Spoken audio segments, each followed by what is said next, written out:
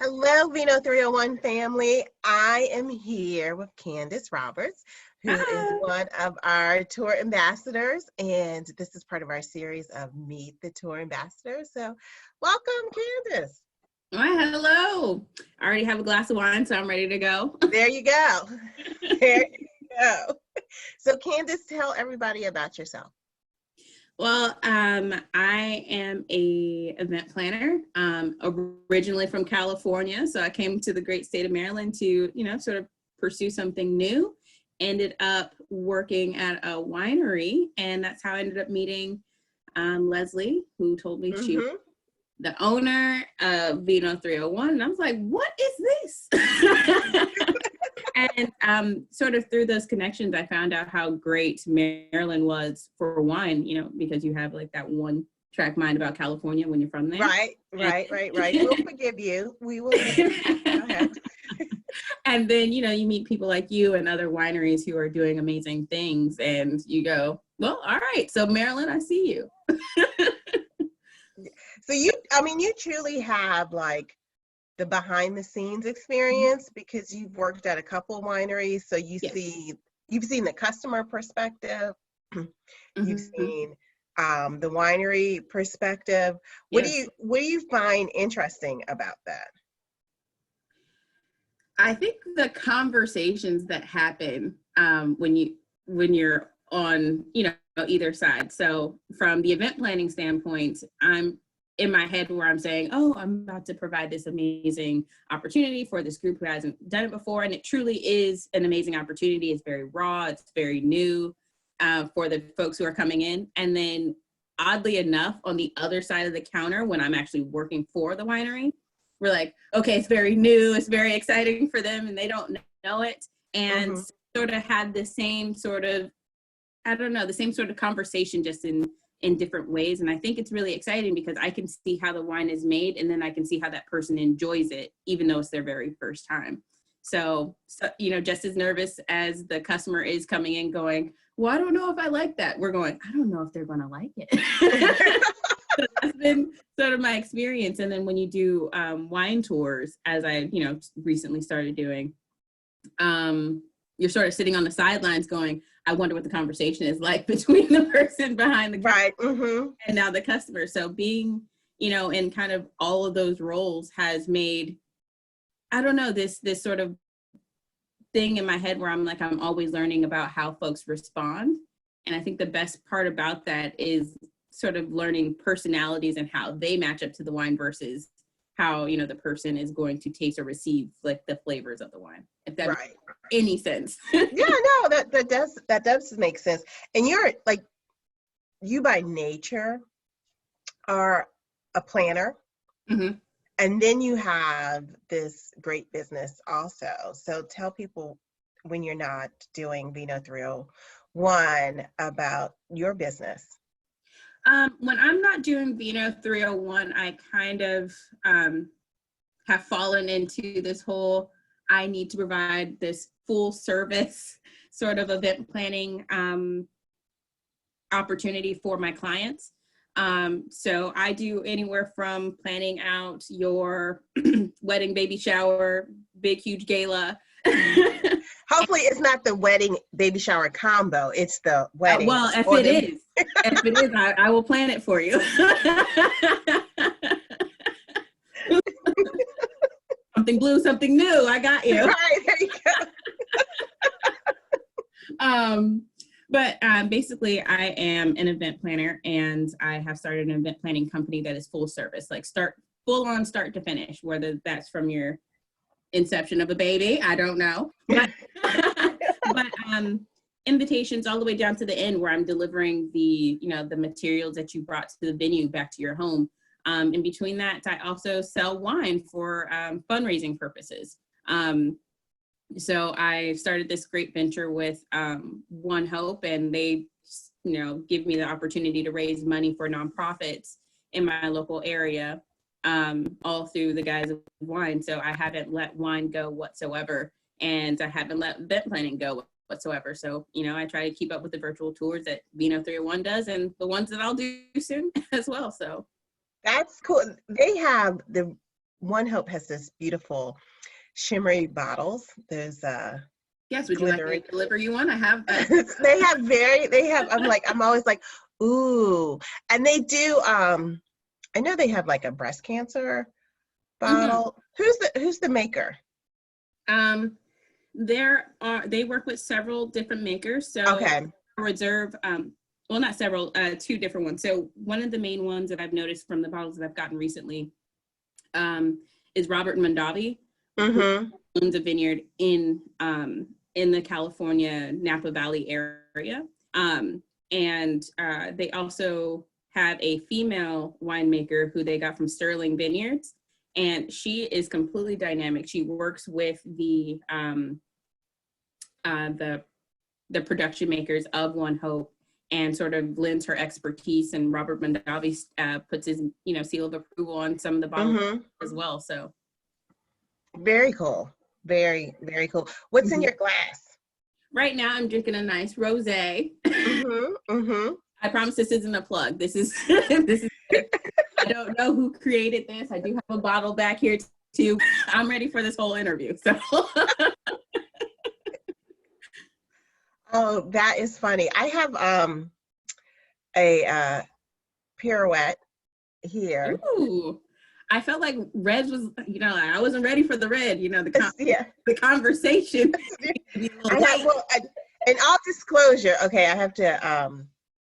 It's kind of leftover from the other day, because we've been doing a lot of virtual wine tastings, and normally when you would do a wine tasting, you'll have bottles left over, but they're not completely full, what have you. But doing these virtual wine tastings, I have to open up the bottles here by myself, and then I have all of this wine left over, because I had to taste along with the group. So usually afterwards, I'll like make my brother drink most of the wine that's left over. What's been a really cool thing that some of my colleagues have been doing, we've been encouraging those who live in life plan communities or retirement communities, like they live across the hall from each other. So for example, they do a wine tasting of any sort and they may have something left over. We're encouraging them to like just open up their doors, sit with a chair in their door, and just have a glass with like their neighbor, basically. Oh, that's a great idea. So if you like your neighbors, I don't know if you do. But I do like my neighbors. A bottle or so, and then just tell them, hey, like let's meet outside in our, in our little lots and dance with each other. Oh, that's a great idea. That's a very good idea. I will have to thank you very much. You'll get your vitamin D. You'll get to get rid of the bottle. Right. You're able to get a chance to experience the wine that you get to provide for other people. That is a good idea. Very good idea. So when did you start with Vino 301? I left Catoctin and Breeze Vineyard to move closer to DC, and right after, I want to say that was the beginning of July, and I jumped right on into doing wine tours with Vino 301. Yeah, so it's very recent. You and Selena started right after you, are like the newbies of the group. Yeah, I didn't even get to meet her yet. I know, because Selena started in September when, towards the end of the season, and then Corona happened. So we haven't had a chance for us all to see each other in person in a long time. No, we haven't. So hopefully we can soon. I would love to do a nice little house party, like wine happy hour with you all, so that way we could play games and yes. That would be good. So what is your favorite Maryland region to go to for wine? Right now, please forgive me because I always forget the name. It's the brandy wine where Robin Hill. Mm-hmm. What is that? The golden? Trail? Well, so they call it the Legacy Trail. Legacy Trail. They call it the Legacy Trail. There's something about that trail that gives me summer, spring vibes. And I love that, especially because, you know, I was born in summer, so and I don't necessarily enjoy fruitier or light wines, and they made me change my mind. And anyone who made me change my mind, you deserve a few revisits. That is really good to know. And the fact that they're family owned, family run, and they're right there in the or the vineyard and the tasting room with you, I really enjoy. Yeah. Let's not forget about those amazing slushies. So the Legacy Trail has given to they do. They really do. They I think all of them have the slushies. Yeah, all of them. Yeah, they do. But also, if Wojtek from Catoctin Breeze is watching this, I love it over there too. I'm exploring something new. Okay. They don't have slushies at Catoctin Breeze. You don't have slushies. He doesn't. He doesn't. He is. I swear, he's just the nicest man. He is. He's such a sweetheart. He's always very welcoming there, and they make amazing Shiraz, and they do. They when I left, they came out with another Nocturne, and I was just like, "How dare you!" Employee discount, please, please. Right. Yeah, they make amazing wines. So, way to go, Catoctin. So what is your favorite wine? Since you're not naturally a fruity wine. I gravitate towards reds all day. I am classically a Cab Sauv gal. Like, I can't get enough of Cab Sauvignon. Like, especially from California. Maryland, close, but a California Cab Sauv because of the smokiness. It's more the region that it comes from. Especially, you know, unfortunately, because of the fires in California. There's something about getting a nice smoky tasting wine, you know, that's beneficial. So at some point in time during the fires, I was like, oh my God, it's gonna be great wine. I do have to say, I mean, California cabs are classic. They're like no other. We have Maryland has good cabs. They're just different. I love Maryland's or a East Coast Cab Franc. Yes. California fails in comparison to a East Coast Cab Franc, in my opinion. So anything maybe in the Cab region, like that's where I like to stay. Yeah. Because it's rich. It's right, you know, after you have a hearty meal, that just sort of cleanses your palate, and it's a great just wrap up to your dinner. Yeah. And we do Cab Franc well, which is funny because you didn't see it for a long time in the tasting. They just used it more as a blending grape. And then a few people started to do it as a breakout grape, and now you find it everywhere. You know which two wines that are creeping into my top favorite? It would be a Petit Verdot that was used as a blending wine. I mean, a blending grape, and then Barbera. So Barbera and Verdot are creeping into my top two. So Cab Sauv and Cab Franc, watch out because they're light. You can drink them at any point in time, and it does the job. Like, and I think the East Coast is doing it right. At least Maryland. Yes. They're Petit Verdots and Barberas right. They what is it? Crow Vineyard does a great Barbera. The Port of Leonardtown. Oh yes, you took us there, and I was so upset because I wrapped up stupid quarantine. A few of my bottles that I got during our employee mixer, and I was so sad to see it go. It's like, but I needed one. Like I had right. Yeah. There's only so many times that I can go to my wine club and be like, okay, I need more wine. Right. Research. It's all about the research. But yeah, like Mic Drop, they do a great. And in the Legacy Trail, Jane Mark does a really good Barbera. Did we go? She doesn't do it frequently because it's hard to grow in this area. But when she does do it, it's really good.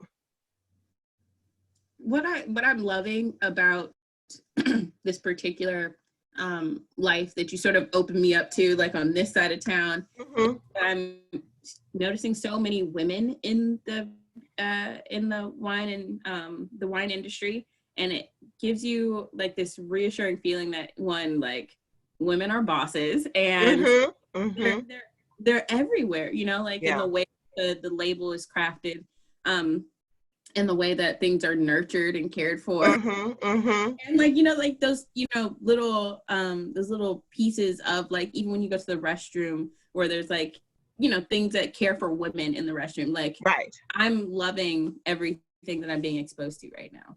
I do have to say, because I think Marilyn is a little atypical. We have a lot of women in the wine industry here, which if you go to other states, you don't have that. And the other day we did an interview with Melissa Allen, who is one of the co-winemakers at Liganor, like third generation there. And she said something that just continues to stick with me. She grew up at the winery and she wanted to work with her dad. And when she was younger, she did not believe that she could be a winemaker because she never saw any women in the industry. So she said she'll just be her dad's secretary. And then her grandmother showed her a copy of Wine Business. And on the cover of it was one of the women from the Gallo family who is a winemaker. And she was, I guess she was like 10 or 11. She's like, oh, I can be a winemaker. And then it just changed her whole trajectory. So I think it's great. You don't realize just by seeing it, then it's achievable because people around you are doing it. And I think that's one thing that Marilyn is doing well, is that women are equal partners in making wine, owning vineyards, doing the vineyard management in this area. Absolutely. I think that's I personally think that's incredible, because when you see us, feel us, you understand that it's okay for us to move forward. Yeah, exactly. And just by simply seeing it makes a difference. Definitely. Absolutely. In doing that. So, go ahead. Oh, sorry. So that's kind of, I remember I was telling you about like a fundraiser that I was doing. One of the fundraisers is for a nonprofit I sit on. And basically what they do is like, they encourage people to start their own business, like, like Vino 301, teach them how to network and, see themselves in those spaces. And I think that is completely amazing. Like what Bill does is awesome. Like I'm doing that all day. I just think of what they do is amazing. They look up to people like, like Vino 301 to sort of pave the way, and seeing women in those spaces, especially women of color in those spaces. So it's awesome. Yeah, it is pretty incredible. It is very incredible. So anyone who is watching this video, what tips would you give them if they were to go on a wine tour? First tip, I had to learn this the hard way. So everyone, please read your itinerary. Okay. So I have made that mistake twice where I show up and I'm like, yeah, I know the winery is fine. But then I don't read the itinerary and I don't know that you can't take lunch to a certain place. Right. Exactly. And a lot of these places provide you with food, so it's great. But one, read your itinerary, and then two, it's okay to preemptively, do some research before you come on to a tour. when we go on these tours, we definitely explain to you what's going on, where we're going, how much fun you're going to be having, or how much fun you'll be having with me. But I really, like it when people ask me questions, because it challenges me to know better. And it challenges me to get you the accurate, information. So that's one thing I would say is, read the itinerary, ask questions, and I think just relax, because it's one of those things where sometimes people get so excited about where they're going that you tend to overthink it.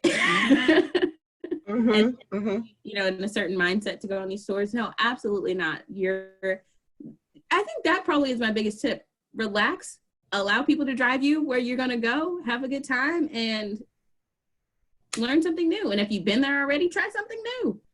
Right, exactly. Yeah.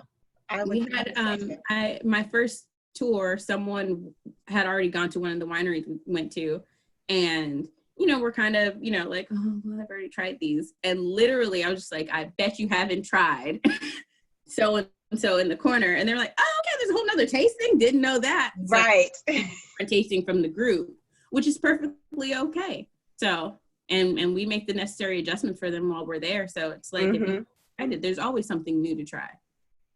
There is. There's always, because the wine is always changing in the tasting room and evolving. So, and even your classics, the favorites that they have, is a different vintage of it. So it's going to be slightly different than and what I like about Marilyn also, which I'm learning, is a lot of them either use natural or cultured yeast, which is, either the wine's going to stay the same year to year or it's going to change.